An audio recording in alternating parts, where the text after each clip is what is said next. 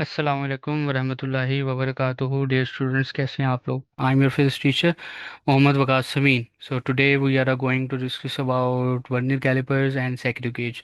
How can we use the vernier callipers and screw gauge to measure the values.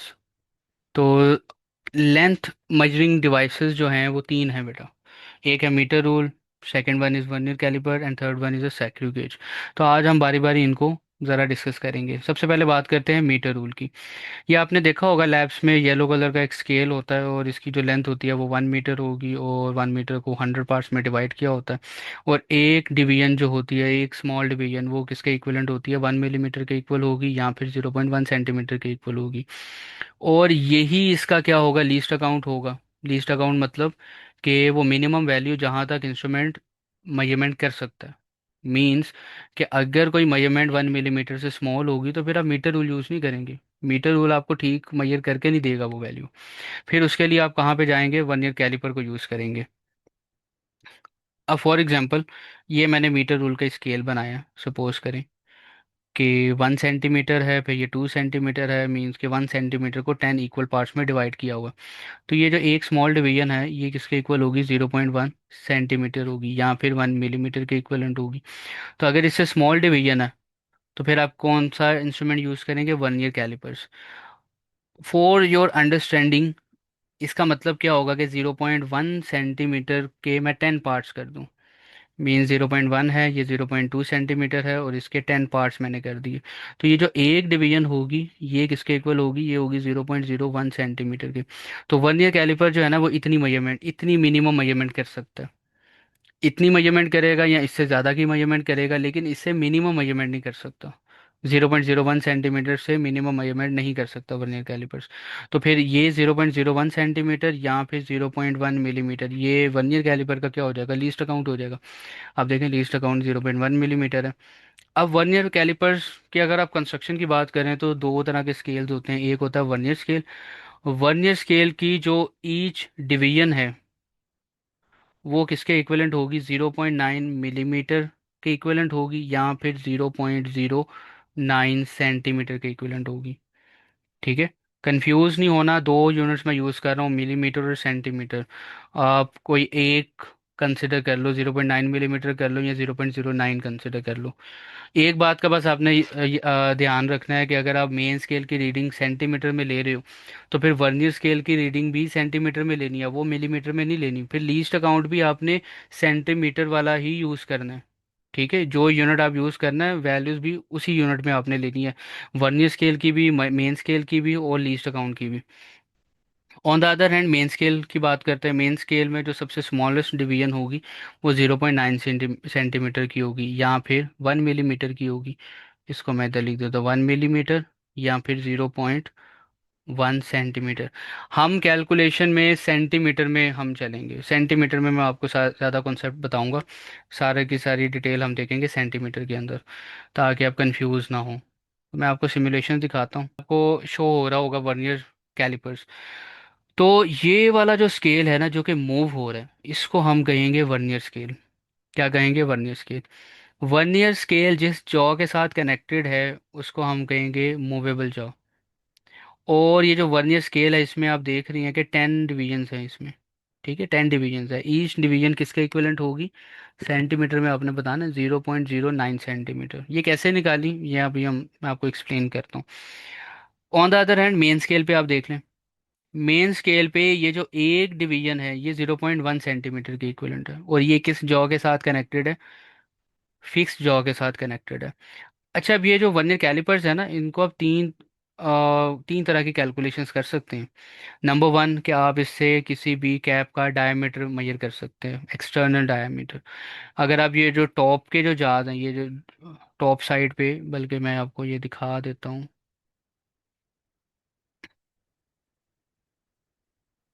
ये देखिए, ये जहाँ पे 0.25 सेंटीमीटर लिखा हुआ है ना, ये भी जॉज हैं.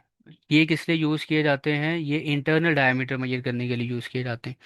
और फिर आप किसी ऑब्जेक्ट की डेप्थ भी मेजर कर सकते हैं.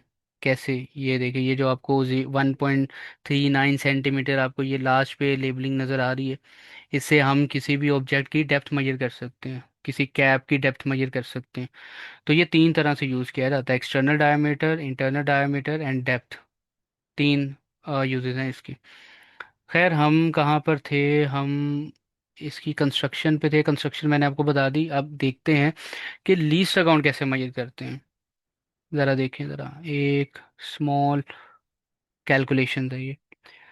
आप ज़रा एक चीज़ ऑब्जर्व करें कि मेन स्केल की जो 10 डिवीजन है वो 1 पे आके ख़त्म होती है, ठीक है, 1 सेंटीमीटर। और जो वर्नियर स्केल की जो 10 डिवीजन है वो 1 सेंटीमीटर से पहले ही ख़त्म हो रही है। इसका मतलब क्या हुआ? इसका मतलब ये हुआ कि जो वर्नियर स्केल की 10 डिवीजन है वो मेन स्केल की 9th डिवीजन के इक्वलेंट है। बात समझ रहे हैं? इसको हम ज़रा यहाँ पे लिख लेते हैं। मेजरमेंट्स की टर्म में भी आप लिख सकते हैं, लाइक देखें कि हमने देखा था कि 10 division of vernier scale is equivalent to 0.9 division. 0.9 division होगी ना ऊपर। एक डिवीजन थी, एक जो डिवीजन थी वो, देखें इसमें जो एक डिवीजन थी वो 0.1 सेंटीमीटर के इक्वलेंट थी।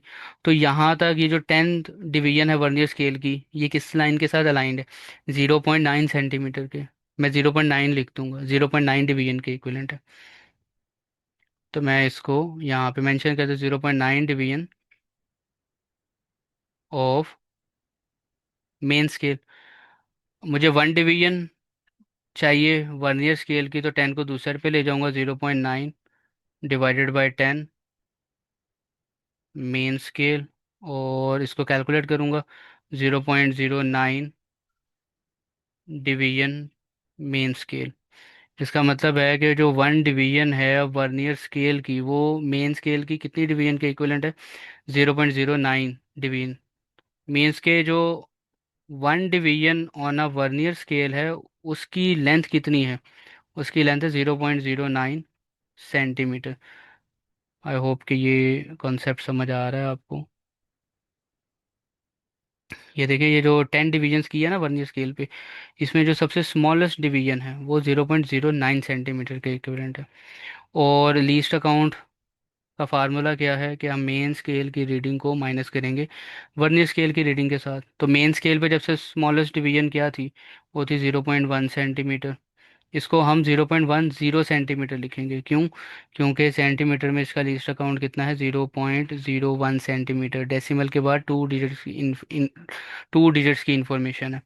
इस वजह से हम 0.10 सेंटीमीटर लिखेंगे। इसमें हम माइनस करेंगे 0.09 सेंटीमीटर को, जो कि स्मॉलेस्ट डिवीजन है on a 1 year scale. Calculate करें, आपके पास रिजल्ट आएगा 0.01 centimetre, which is the least account of the 1 year callipers. I hope कि ये कॉन्सेप्ट समझ आ गया आपको। अब आगे चलते हैं। अब जब भी आपने वर्नियर कैलिपर को यूज़ करना है, सबसे पहले आपने चेक करना है कि इसमें एरर है या नहीं है। कैसे चेक करेंगे?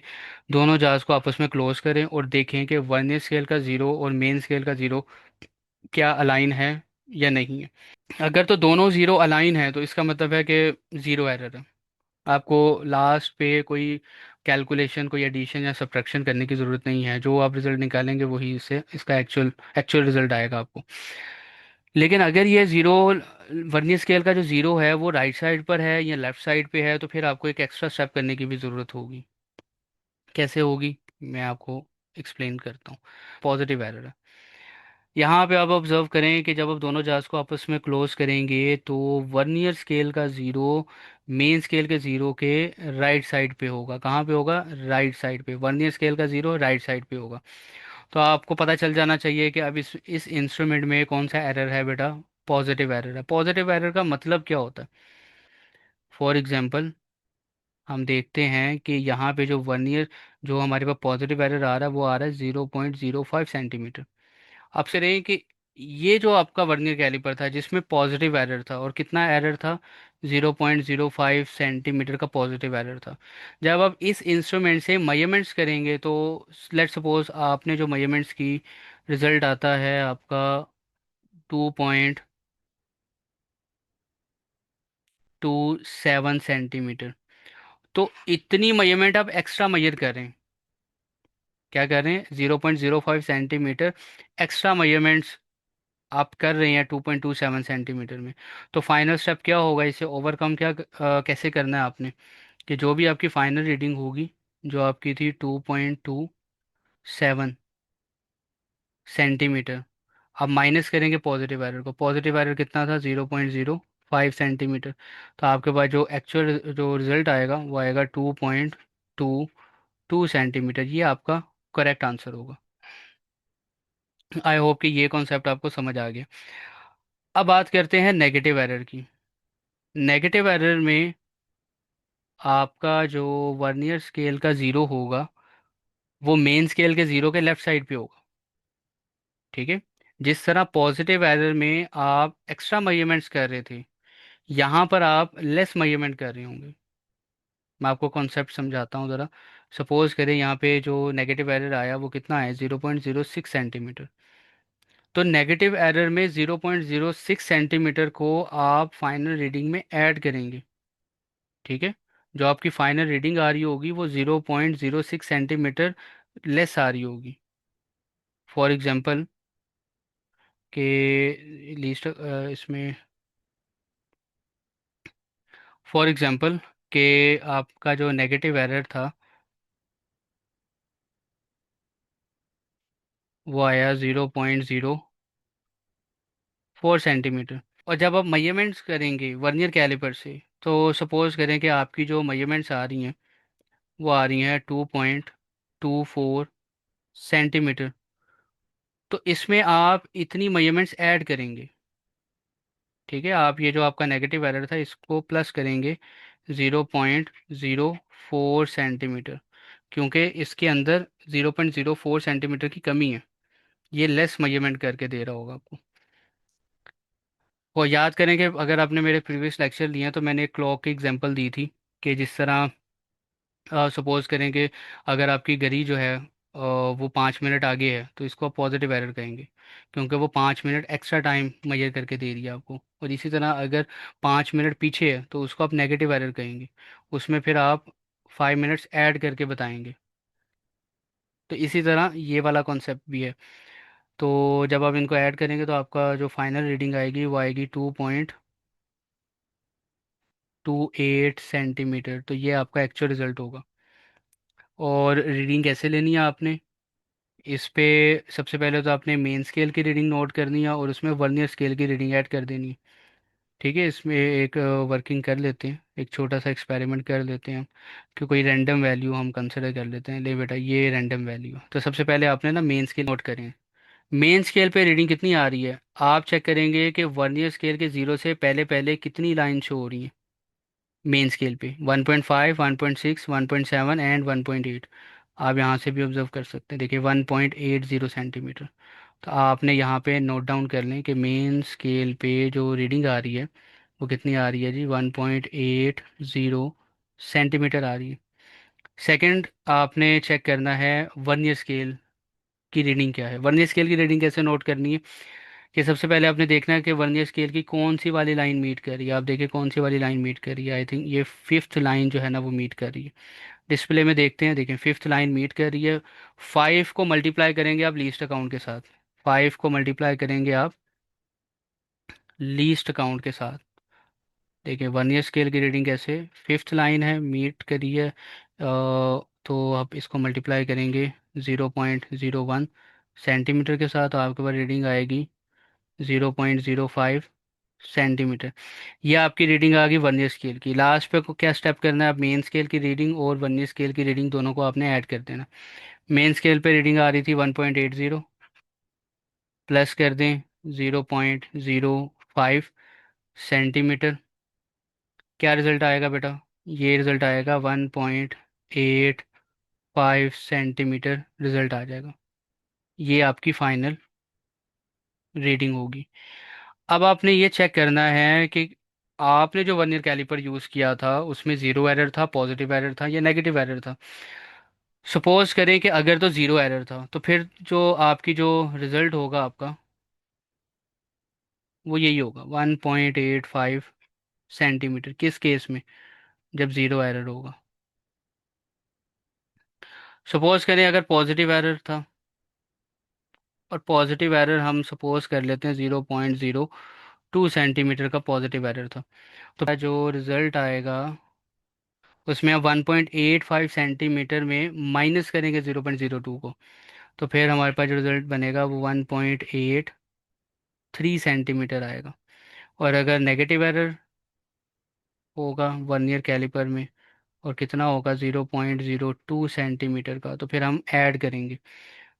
रीडिंग आई है 1.85, 1.85 में 0.02 ऐड करें तो आपका जो रिज़ल्ट आएगा वो 1.87 सेंटीमीटर होगा।